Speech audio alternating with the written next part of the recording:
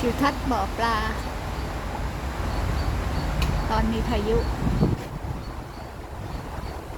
ใบไม้ไหวๆเลย